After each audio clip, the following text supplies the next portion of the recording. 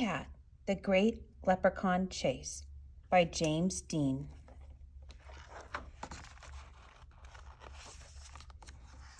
Tomorrow is St. Patrick's Day, and Pete's teacher, Mr. G, is teaching about leprechauns.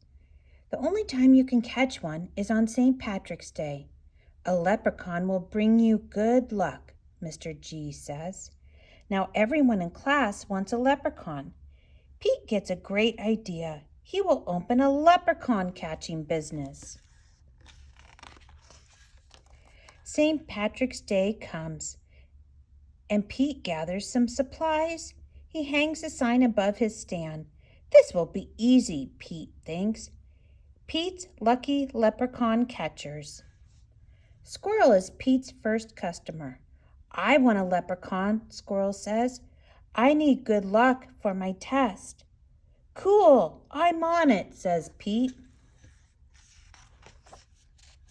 Pete has a plan. He will follow a rainbow until he finds a leprechaun. Finally, Pete arrives at the end of the rainbow and finds Clover, the leprechaun, next to a pot of gold. Pete sneaks up behind Clover. Swoosh! But Clover is too fast. Did you think you can catch me so easily? He asks. Once there was a cat named Pete who thought nabbing some luck would be neat.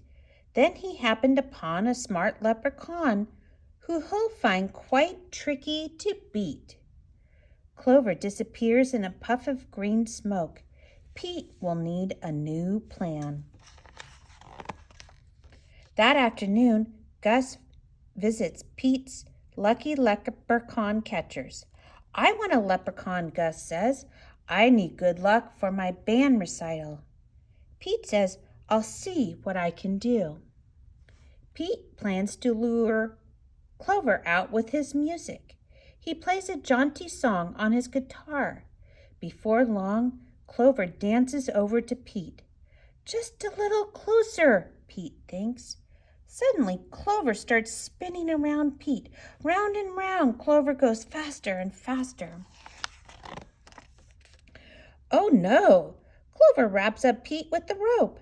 Pete has finally met his match, a crafty leprechaun he just can't catch. He'll never win. He better give in or find something else to snatch. That evening, Callie visits Pete's Lucky Leprechaun Catchers. I want a leprechaun, Callie says. I need good luck for my tennis match.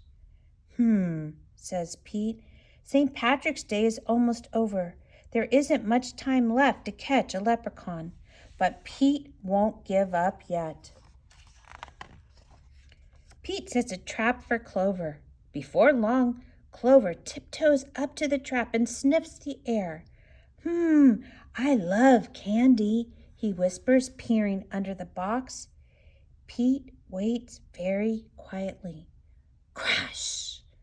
Pete rushes over and checks underneath the trap, but it is empty. Clover skips away.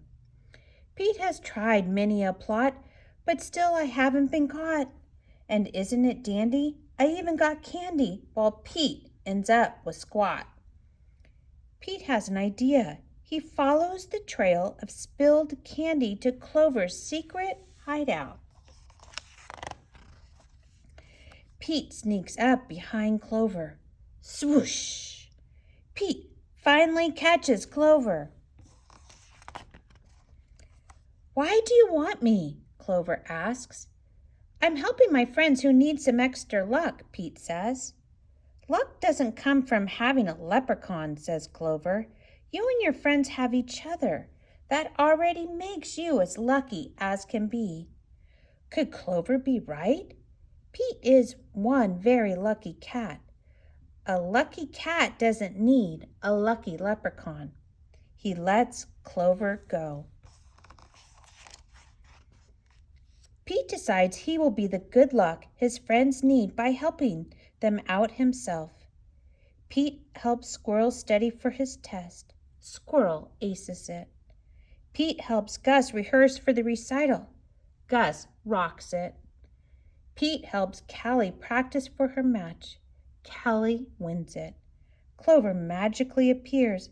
Good job, Pete, says Clover. I have one more poem for you. While Clover played hide and seek, Pete learned something unique.